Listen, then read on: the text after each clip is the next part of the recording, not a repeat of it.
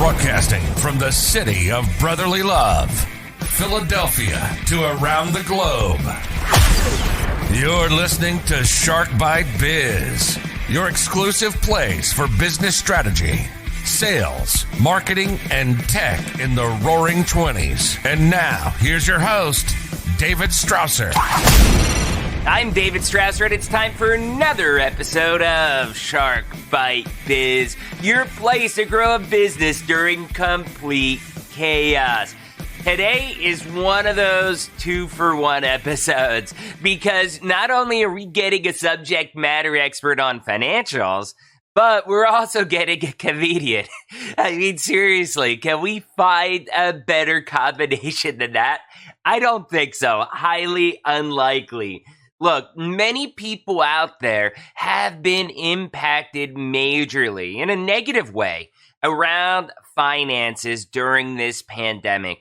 It's been a tough time for many, many people, and that includes myself. It's been very hard on me, very hard on my family. We lost a good portion of our income during this crisis. So it's been a very emotional time period, and many people are kind of just cracking under the pressure of this pandemic. Just as in business, when you're talking about personal finance, you have to remember to take the emotion out of the answer. Don't make emotional, knee-jerk financial decisions that you will probably end up regretting later just because you were in a crunch. Today's guest is an expert on the financial therapy side of things, and I'm really glad that they came on this show because I think it's a perfect time for this type of guest. So who is today's guest? Bob Wheeler. Bob Wheeler is a financial expert and motivator, book author, as you can see right there, and founder of The Money Nerve. As a man of true integrity with infectious energy, Bob Wheeler's crusade for personal growth has cross-pollinated with his accounting practice to create a new approach to personal finance. His passion is to help others gain insights about how their emotions trigger financial decisions.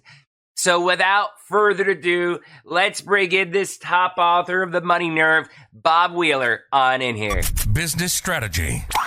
Bob, welcome to Shark Bite Biz. So excited to have you here today. David, thanks so much. I'm excited to be here. No problem. So obviously, I know who you are. Many of our viewers, many of the listeners out there in iTunes or wherever might not have a good idea who you are. So we start off with the tradition. Very first questions, it's always going to be a softball. Tell us who you are, how you got where you're at, what you're doing. Give us that background and all the juicy details about your experience. All right. Beautiful. I'm sort of prepared for that. Yeah. So I'm a CPA. I founded a CPA practice. I originally went to school to go to law and realized I didn't want to be a lawyer after I met all the lawyers. And accounting was an easy A. So I jumped into accounting. I built my accounting practice. I also became CFO of the Comedy Store. I've been there 22 years. And I wrote a book called The Money Nerve, Navigating the Emotions of Money, which sort of sprung out from my journey with all my tax clients that turned into therapy sessions. And I also did stand-up comedy for many years. And so my friends are all comics and they were struggling with their money situations. I had my own self-sabotage. So it's been a money journey for most of my life. And I wrote the book so I could start having conversations with people about money to help remove the shame around money of not knowing and feeling bad about money choices. Right. Well, first off, I got to say this is great. I didn't realize that you were an actual comedian. So I feel like I'm getting 2-for-1 right here. Uh-oh, 2-for-1. Yeah. No, that's great. So let's dig in first to talk about this real quick. So you own a business called the Comedy Store for 22 years. What exactly is that? So actually, I'm the CFO at the Comedy Store. So the Comedy Store is a club in West Hollywood in La Jolla. That's where Robin Williams, Jim Carrey, Chris Rock, Richard Pryor, Robin Williams, Roseanne Barr, a few of those people graced the stages. And so it's a well-known club where a lot of people got their breaks on the Tonight Show. And oh yeah, no, it's great. I've been there because before moving out here to Philly, I lived out in LA, in a little town in the northeastern corner called Azusa. Oh, there you go. I know Azusa. Yeah, it's far away from Central, but Well, it's not that far. Look, that's why I like the Azusa, because it was so central. I could get anywhere in LA within about 45 minutes max. It was coming home that would take me 3, 4, 5 hours. I know that's the rough part about LA. You can be 10 miles away and it means 3 hours. Yeah. That's the one thing I enjoy here in the Philly suburbs, that 10 miles away probably means about a half hour, not the 3, 4 hours. But no, that's great though. That's a fabulous place out there. I've been there. I loved it. I had good experiences out there. Yeah. So I really wanted you on because we've had people from Avalara. We have an episode that we just did with Charles Reed, who is from getpayroll.com. Mm-hmm. And, the financial question, I keep coming back to episodes about taxes, money, financials, because it is so important right now. And one of the things that really drew me to you when I saw your profile is the emotions in money, because we're in an emotional time right now. We are definitely an emotional time. I think people are on high alert. It's very stressful. I mean, and it changes week to week. I think when this first came out, everybody thought, oh, this will be 3 or 4 weeks. Oh, this will be 2 or 3 months. Oh, this guilty. I was very optimistic in the beginning. Oh yeah. This is crazy. We'll be back to normal. Yeah. I think every episode of the podcast I've been saying since July. Yeah. So it seems we're in the tail end of this pandemic thingy. And here we are at almost the end of October. And I don't have a clue anymore. And that emotional feeling of just the uncertainty, you have a lot of questions, just, we're in a political climate that's odd right now. And with everything combined, I mean, money is weird from a financial standpoint. Do you buy things? Do you not buy things? Yeah. And I don't think people know what to do. Yeah. And the first thing I've been saying to all my clients is take a deep breath because there's a lot going on. And, for a lot of my clients that are like, oh my God, it's all falling apart. Well, wait a minute. You're still in your house. You haven't been kicked out. You still have a vehicle. Like you've got food in the fridge. So we don't need to, it's not like we're in a 24-hour mode that everything falls apart. So let's start look at our spending. Let's start looking at where can we cut money? And just really start to reprioritize. I think the biggest surprise for people is that they've been able to get along with less money than they thought they could. Right. Me included. I mean, it's been tough, I think, from the business standpoint to also a personal standpoint. You can't do it. I mean, during this time, it's been tough also, supporting the podcast right here too. Yeah. So it's almost like sometimes you take from the right hand to deal with the left hand, but it's, I'm still making things meet pretty well, but I'm sure, it's added a lot of stress. Now that my hair's a little longer, you could probably see the more gray that I've grown since the course of this podcast. It's a stressful time. And I think many people can relate with that. And and this kind of leads into the next topic that we wanted to discuss, which was like the financial therapy portion. Yeah. How does that play in with the emotional part? Because you don't want to be doing knee-jerk reactions, right? Yeah, absolutely. So the reason I get into financial therapy is because I've realized that in my tax practice that a lot of people were making decisions not based on anything that I said, but based on their own emotional story that was going on in their head the whole time I was talking. Right. And so until I could start to understand, wait, where are you coming from? What's your process going on? Oh, wait, because my mom told me. Oh, okay, wait, let's back up. Your mom's not in the room. Let's figure this out. And so what I've really advocated for people to start to look at is, do I come from a place of scarcity? Do I, live in the moment? Am I spending just to alleviate my fears? So I'm just running up the credit card so I don't have to experience a lull of quiet. I feel like I'm getting a therapy session right here. This is good. Yeah. So it's like, so really starting to go in and like, what's going on for you in all of this, crisis that's going on. There's so much going on. And once we can start to look at, I really like looking at the history, because a lot of us made decisions when we were 5 and 6 years old about money, about our parents, about whatever we made decisions. And now we're adults and we're still working off of those decisions made by a 5 or 6 year old. So we need to come in and figure out what that is and correct it. Give it some other options. So you brought up one important point there, and I'm going to use myself as an example, but that's why I started chuckling.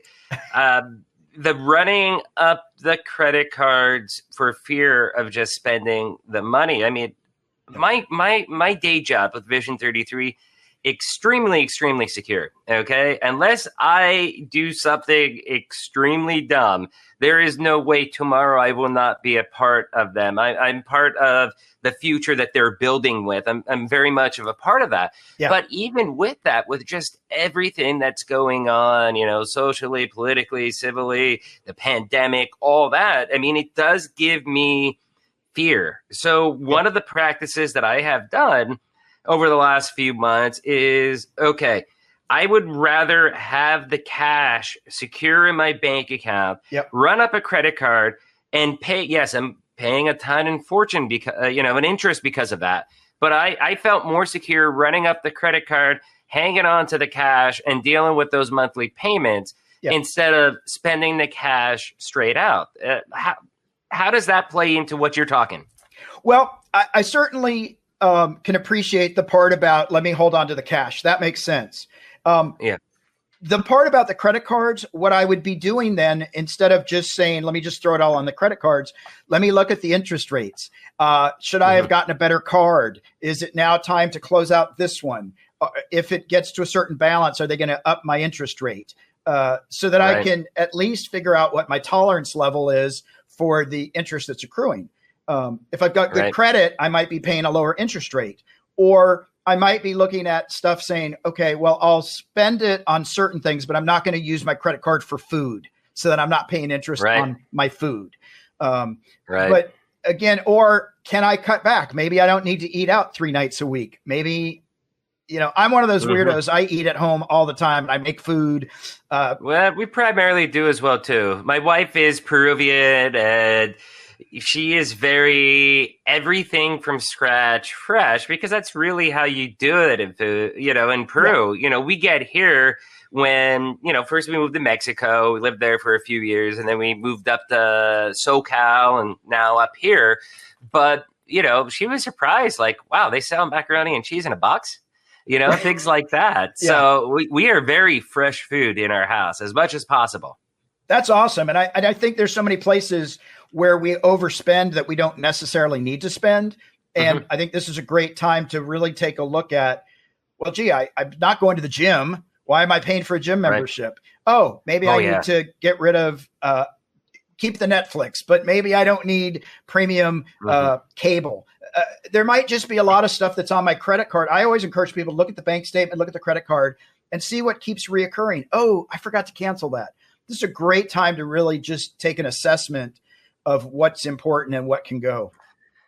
That's really interesting that you say that, because we focus a lot on the business side of things, and all the experts, from either small business owners to subject matter experts, have all said almost every episode, like, hey, right now is the time to take a step back and reevaluate how you do things. Why are you doing it this way? It's a good time to reinvent, rebrand, whatever. It's the best time probably in history to do it right now. Yeah. But I don't think once we've talked about doing that from the personal side with expenses.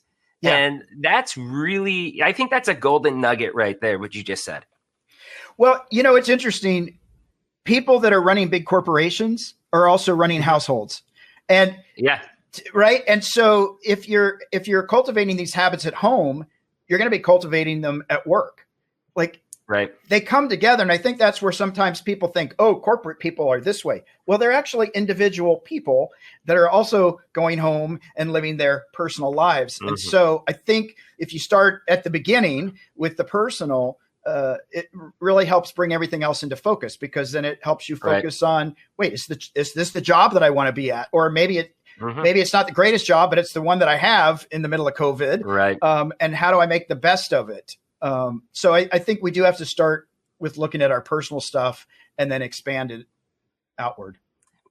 So when you're taking a look at all that personal stuff, expanding it, first off, I've got to say, I miss the days that I was in sales, because that was awesome, because it's like, okay, I'm spending more than I make. What's the solution? Sell more. Right. Now you get into management. You can't really do that as easy, but for people that don't have that type of option for them, what would you then say is going to be that healthy relationship with money? You can joke and say, if you spend more than you make, then spend less. And if you, those kinds of things. But I think really the reality is start to learn to be happy with what you have. Like, I think that most people are focused on being unhappy with what they don't have instead of being happy with what they have. And I think for myself, I took this trip to Africa a few years ago, and it changed my life in terms of I was a bit spoiled and everything needed to be my way and quite accommodating. And when I saw other people living in other countries in a different way, it taught me to be a lot more grateful and appreciative. Is this I heard a rumor about a trip to Base Camp Everest. Well, Is this what you're talking about? Well, this was actually Africa. I did a base camp too. There was some really cool stuff there. But when I went to, when I was in Tanzania, people were just happy people. And I'm like, you don't have a nice car. You're living in a straw hut, all my judgments. Like, you're making $100 a year. Like, right. Why are you people so happy? Like, this doesn't compute. And I really had to sit with that. And I just thought, oh my gosh, these people, they have to be in community. They have to learn to get along. They have to learn to work it out. You know, in the US, we can just build a fence or move into a better neighborhood. We can avoid, we don't have to actually deal with things, because we can just move on. And so I really saw that's really important though. And I just want to point out that I can really relate to what you're saying, because when I was 18, this is going back 2 months after September 11th, I wanted to get the heck out of my household and run as far away as I could. So I ended up moving to a Tijuana ghetto in Tijuana, Mexico, like a literal ghetto that were probably living conditions a little bit better than what you were explaining. And I was able to see that firsthand. I mean, it really changed my perspective at a young age about happiness, what it means to live, and just, not just visiting that stuff and seeing it. That's one thing. And it's like sad, but imagine actually living in that type of environment. And I did that for about 8 years. I lived in that type of environment, but it really built me into the person that I am today. And it was a life-changing experience for me as well. Yeah, that's awesome. And I think we take so much for granted. And I think especially in our culture, I know this is true for me. I was taught that I am my accomplishments. So my only value is, what can I list out that I've done? I've made this much money. I got this certification. I got this college degree. And so my focus was, look what I do, not who I am. And so it was a bit hard initially to let go of, no, I'm my accomplishments. So it's still sometimes a struggle for me where I can fall into that, but I travel enough and I see other places in the world, and that keeps me really grounded and humble. So how did you, being humble is extremely important. That's something that we've talked about on the episode too. If you're something in sales, stuff like that, you get a big head, you get a little ego going on, and you always have to remember to be humble and, remember the people around you that helped you excel to get to that level. I think that's huge. That's something I live by. So you're talking about this transformation that you went through. Yeah. How did that actually occur? How did you change that? Well, the first thing we have to get aware, right? So the first thing for me was I'd gotten my CPA license. I was credentialed, and people that were in lesser jobs than me, making lesser money, were having much better financial success because I was doing my own self-sabotage and I was overspending. Sky's the limit. I make good money. I can do whatever I want. And I was a bit out of control in terms of my spending and not being grounded in reality. And I just didn't have a solid foundation previously. I went into accounting to learn about accounting, and numbers were easy, but not because I was, I know how to do all this stuff. And so I had to really take a deep dive and look at where I was self-sabotaging my own beliefs that my parents had fed me, that I bought into, the area that I grew up in, and really started to look at all that and started going, oh, that's not so pretty. I need to make some adjustments. And then traveling really helped me to see how a bit entitled that I had gotten. And, that I was just like, wow, what are you complaining about? Exactly.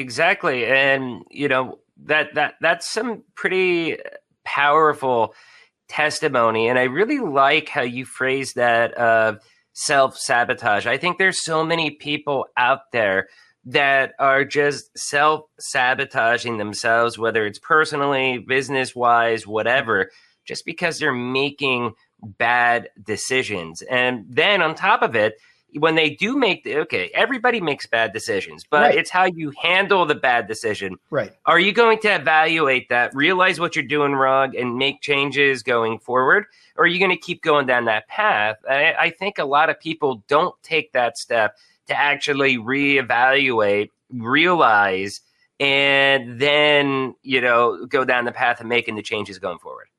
Yeah. And I think, with social media, with media itself, there's this, we're seeing snapshots of people going, oh my God, they have the most amazing life.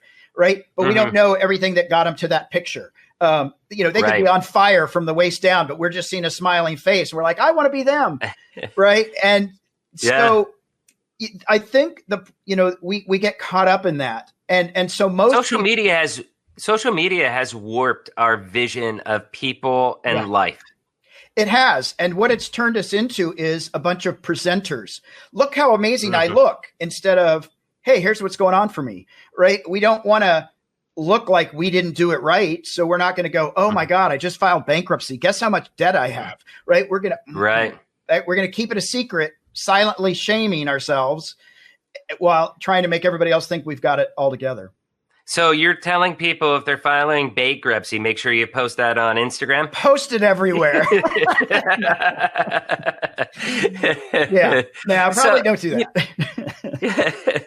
I'm a travel aficionado. Like I was saying, I lived in Tijuana ghetto for 8 years. I actually lived in Mexico for probably about 12 or 13, but the last couple years, when I was actually living in SoCal for a period of time, I was traveling back into Mexico to commute to go to work at that point because I was actually working for the Mexican government. So I did a reverse commute, and which is crazy because here I am, white guy, non-Latino from this small little coal country town of Pennsylvania, and I commute every day to work in Mexico. But I've lived in Peru as well, too, for over a year.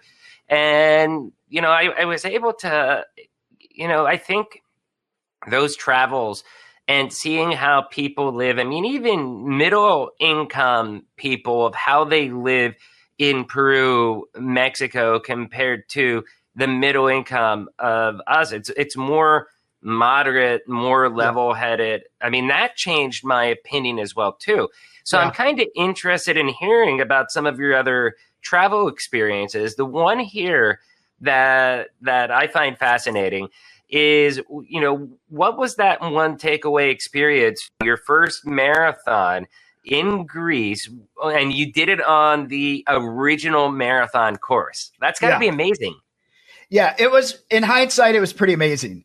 But I got to tell you, so in hindsight, it was amazing. Right. As it was happening, it was amazing. But so a friend of mine said, "Hey, go with me to Greece. Let's go run a marathon. I know you run." And my first response was, traveling's only for rich people. I'm not rich, so I'm out. He's like, "What?" I'm like, no, it's somewhere in a book. If you're not super rich, you can't travel. He's like, "You're an idiot. You've got the money. Let's go." So I'm like, okay, but I've never traveled. So I was terrified about traveling, but we did it. And so, I got to Greece. It was the first time I had been out of the country. I was scared to exchange money. I was like, I was just so out of my element because it was only for rich people. And I wasn't one of those people.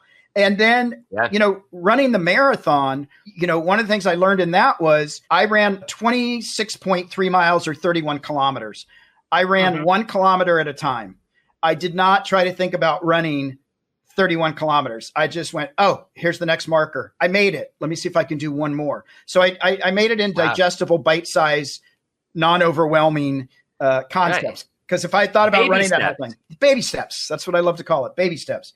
Baby steps. Wasn't that in the Bill Murray movie? Oh, probably. Oh, where he goes to the psychologist? Yeah, I can't think of the name, but it's funny because you're my financial therapist and you're telling me baby steps. So baby steps. That rang a bell. Yeah. Yeah. So that was really, really helpful. And I think, once that was all done, I mean, when I actually finished the marathon, I stood there dazed, and one of the guys said, "It's okay, you can cry." And I'm like, and I just sat down. I just laid down on the field and just cried because it was such a cathartic experience. Completing a marathon. I'm in a foreign country, spending foreign money. These are all these things that I never thought possible. And so for me, it was the beginning of a really great journey. And I met this woman on the trip. We became really good friends. We started traveling together. And she's like, "Oh, if you think this is good, let's go here." And she really just took me around the world with her, and wow, was really awesome. That's amazing. I'm really happy for you. I love traveling, as I've said about 1 million times already. I would love to get some of those experiences. I don't know about running the marathon, but I would definitely try walking the marathon throughout the course of a month. Yeah, and, there you go. And I did just Baby Steps was in What About Bob with Bill Murray. There you go. What About Bob? I love that movie, man. What About Bob? So, we're talking about the baby steps and stuff. I mean, you also have what I brought up a little bit earlier then, the baby steps that happened in Nepal when you were trekking to the base camp Everest. Yeah, so it was interesting. This was my second trip back. And the first time around, we had a guide who was Canadian British who did not like Americans. So he sort of sabotaged our trip to base camp and we couldn't make it. And so I went back and it's not cheap. And I've got my friends with me and we're all ready for this trip. And after the first day, everybody went, "This is really hard. Let's quit." And I'm like, we got 2 more weeks, people. We got 2 more weeks to just get to the top and back. And everybody was like, "No, this is really, really hard. This is day 1. So I said, so here I am in the moment. How do I save my money? Like, how do I just spent $6,000-$7,000. I'm not wasting it. So hold on. So you're there. People are, and you're just thinking about the money. I'm thinking about the money. Hey, digital fist bump right there. I have the same exact way. I think about everything with the perceived value, and not wasting my money. So that's exact. I'm like, we're not wasting our money, people. Right. So I have to come up with a sales pitch. And so I basically looked at everybody and said, "Hey, look, let's do this. Let's just agree to hike for an hour.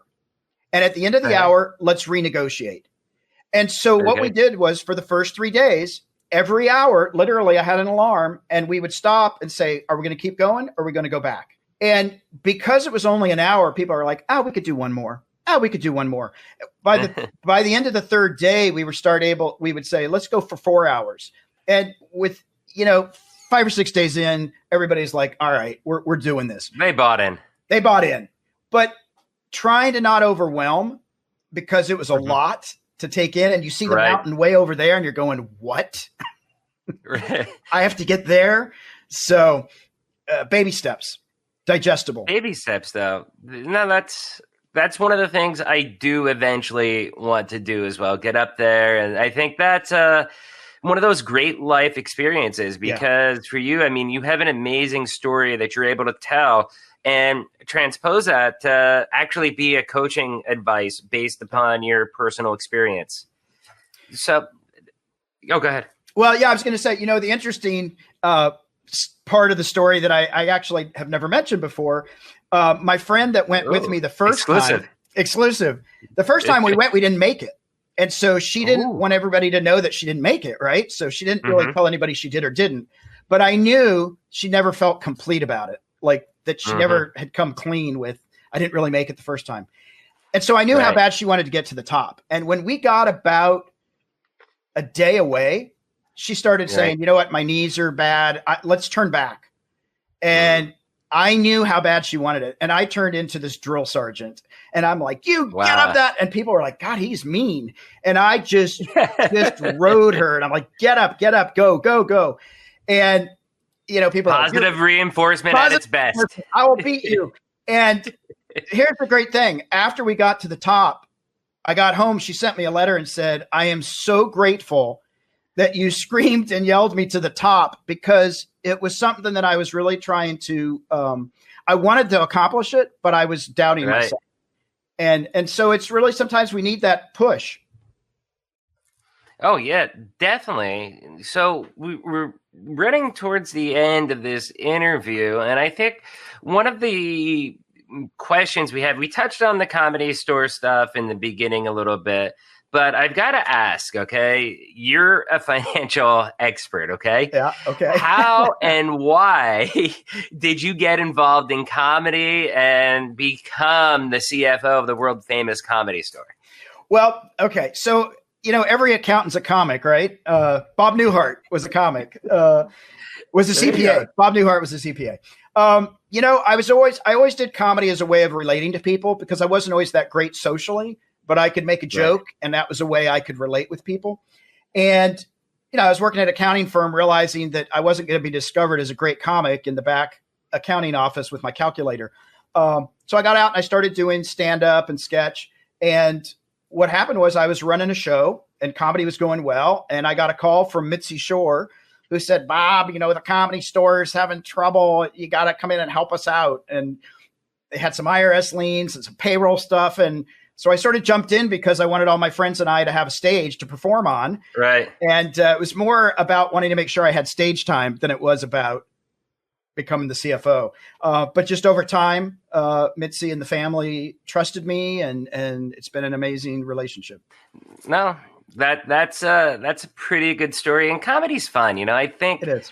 I'm the one that if you use it right, I can be in the most serious, most professional environment that I'm saying, just a line here or there, a zigger that most people couldn't get it off, or it's almost cringeworthy, but it breaks the ice. It allows you to do so much more. And, if people are laughing, one, they're listening to you. And two, it makes you a little bit more likable, I think. Yeah, absolutely. We all got to be able to laugh. I mean, if we take everything too serious, it's not going to be much fun, not a fun journey. So let's pivot real quick then to your book, okay? Yep. What prompted you to write a book about money and emotions? So I was literally at the Comedy Store in the main room during the day, and one of my friends came through who's a comic.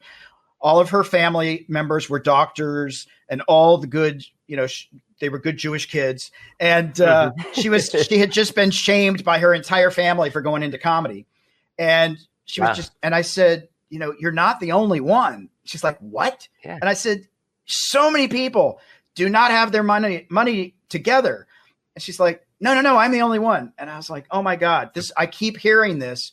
Everybody keeps thinking they're the only one. And I thought, you know what? I want to write this book. I really want to help people start to realize there is no financial shame other than the ones we create, and that it's unnecessary. So I wanted to really just start having conversations about money to let people off the hook in terms of self-judgment.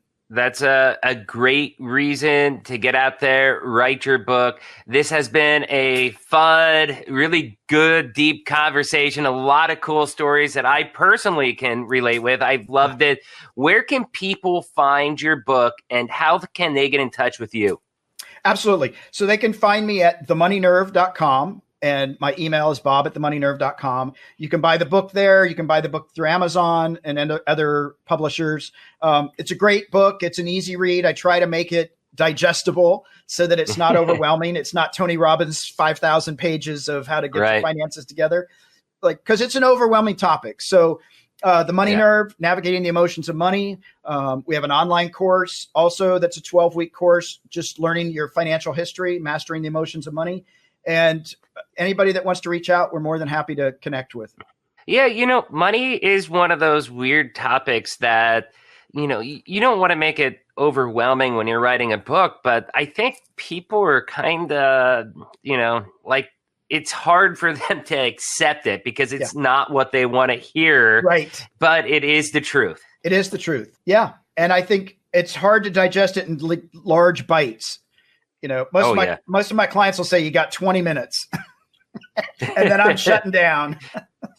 Oh, yeah. Yeah, I hear you. Anyways, Bob, this has been a great discussion. Thank you so much for coming on here. We're going to make sure that we have a link to the Money Nerve down in the description, as well as we're going to throw up a link to, I guess, the Amazon copy of your book as well, too, so people can just click right there and purchase it. Nice. Hope they reach out to you, and we hope to have you back in the show in a couple more months. Awesome. Thanks so much. It was great being here, David. I appreciate it. No problem. Thank you. Cheers. Cheers. Amazing discussion with Bob, right? First, remember, we are trying to build a thriving community for this podcast. So whether you're watching on YouTube or you're listening to the audio format of the show on iTunes, Spotify, Google Podcasts, Deezer, Stitcher, iHeartRadio, Amazon, wherever you are, okay, do us a favor. Smash that subscribe button, hit the like button, rate the podcast 5 stars, whatever you can. And if you really want to help us grow, share this interview to your network and let's help small business-minded folk break through the barriers preventing them from growth, okay? That's what this podcast is about. This is why I do it. I do this for free. It's my own personal show. So do me a favor. You love this interview. You love this show. Share it out to your network. Let's grow it. Hit the like button. Hit the subscribe button. Give us a rating. I'd be very, very, very grateful for everybody out there helping us. So back to Bob. That was an amazing discussion. It's one of those intimately personal discussions for me because I can fully relate to what Bob is discussing. Our international travel experiences, they were different. He went on different trips where, in my case, I actually physically moved to Mexico for 15 years. I even worked with the Mexican government for 2 years, and I've also lived a year in Peru too. Oftentimes, I've wondered, hey, David, do you think you could do this again? Do you think you would do it again? And, that cross-border life, living in Mexico, working in the U.S., crossing the border every single day, it was a tough life. But it did mold me into the person that I am today. And I do see things in a different light, I guess you could say, now that I'm living back here in the United States. And that's where I think Bob and I really line up together. We both share the quote-unquote real-world view, seeing how most of the rest of the world lives who are outside of the US, UK, Europe, Australia. You're talking Central, South America, Africa, Asia, places like that. I mean, it's very drastically different than how we live here in the States. And we really do need to appreciate what we have and think about really what is important to us.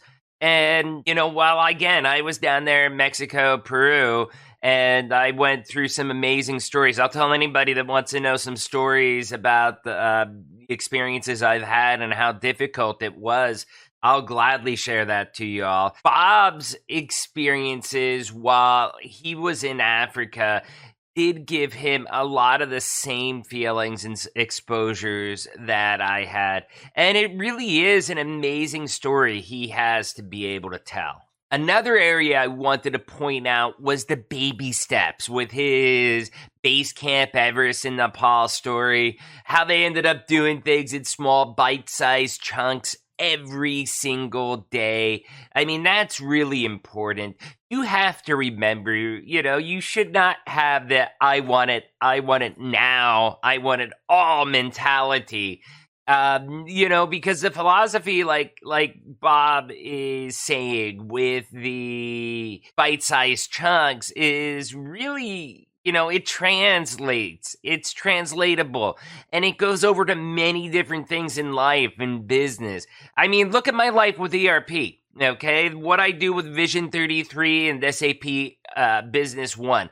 Oftentimes, customers are like, hey, we want the sky, the stars, and the moon. And we can give them the sky, the stars, and the moons. But does it make sense?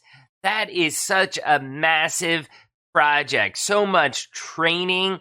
I mean, you're doing like a full body transplant, and then you're adding a couple limbs too, essentially what we're doing. So we usually tell them, hey, look, let's take a phased approach, okay? That way we can take the baby steps towards the actual end goals of what your organization wants to have. And that way it's a much more balanced approach, and it's actually a much more successful approach because you're doing it in steps, in phases. It allows it to grow more organically than just night and day and everybody being overwhelmed in a bad spot. So anyways, amazing interview with Bob Wheeler. Once again, a ton of valuable insight that I can personally relate to.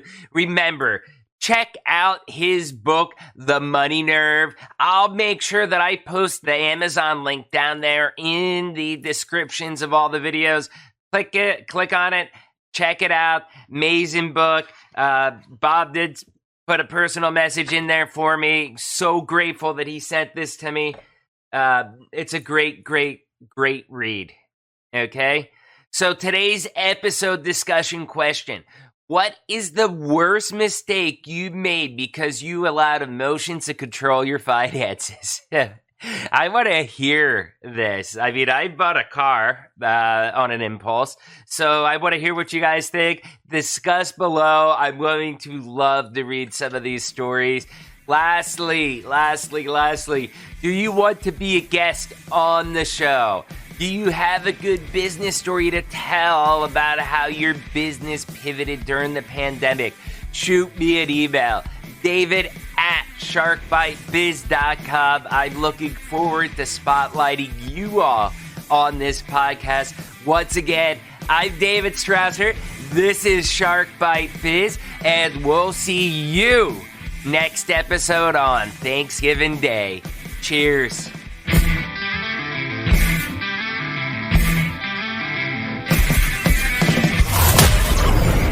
Thank you for listening to Shark Bite Biz. We hope you got some insightful info from this podcast. Be sure to subscribe to us through your favorite podcast app and visit us on the web at www.sharkbitebiz.com. How has business changed for you in the 20s? Email us at podcast@sharkbitebiz.com so you can join us and share your story.